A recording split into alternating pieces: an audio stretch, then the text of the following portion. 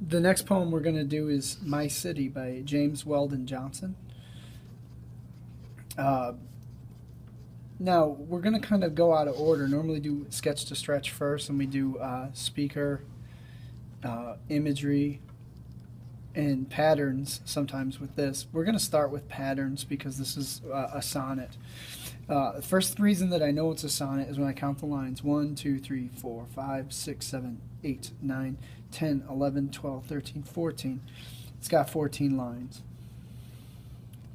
The other thing that if I count the syllables per line, when I come down to sleep, death's endless night, this comes to 10 syllables every single line for the most part. There's a couple exceptions in this poem, but it's good enough to tell us that it's an iambic pentameter. And the last thing is it does have a rhyme scheme, and I'm going to map that out. So night and sight, we're going to label that sound A.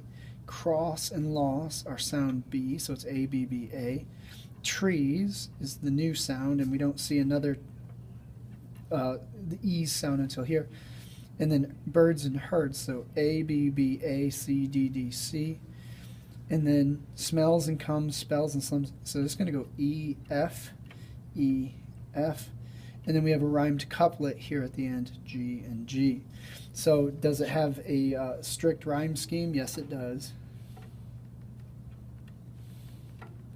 So with that said, this is kind of the structural pattern, is that it is indeed a sonnet. One of the questions would be, why would he write it in the form of sonnet? Well, these are very difficult to write. And they're also complicated.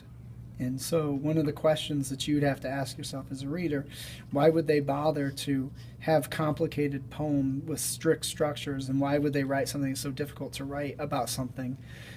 And the obvious answer is because a lot of times what they're trying to express has these very two same features. But here's what we're going to do. We're going to come down to this.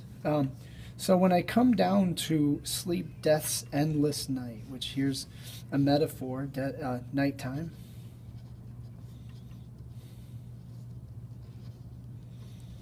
The threshold of the unknown dark to cross. Another metaphor for death, which is to cross a threshold. A threshold is a doorway.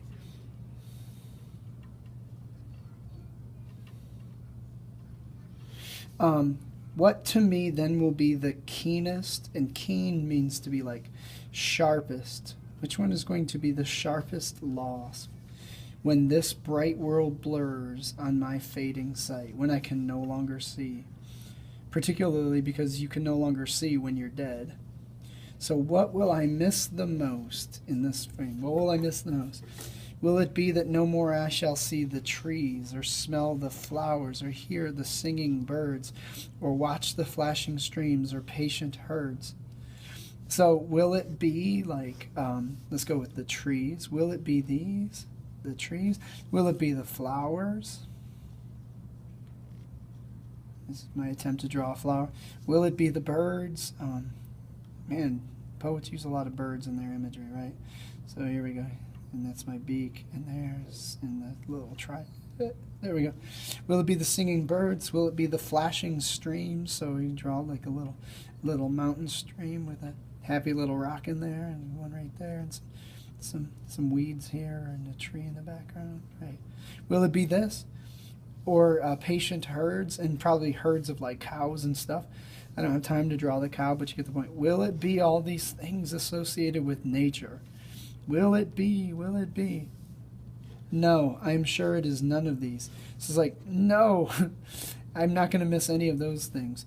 But Manhattan's sights and sounds, her smells, her crowds, her throbbing force, the thrill that comes from being of her apart, her subtle spells, her shining towers, avenues, her slums. I'm just going to stop because I want to envision this. So her sights and sounds and her smells, in other words, the imagery of Manhattan, throbbing force, which if you've ever been to New York City, there's like a thump, there's like a feeling that there's the pulse of the universe, of the world in New York City, because I've been there And I've been to Manhattan, and you can feel this throbbing force because you look very small next to all these gigantic buildings and all these people stacked on top of people. The thrill that comes from her crowds, the throbbing force that comes from being of her part, her subtle spells, her towers. And yes, there are towers in Manhattan, her avenues, her slums. Oh God, the stark and utterable pity to be dead and never again behold my city. In other words, the speaker will miss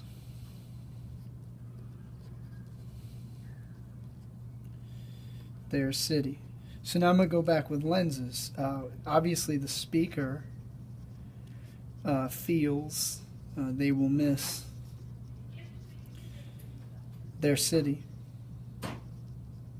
The imagery that they did was like first with imagery of death for the first.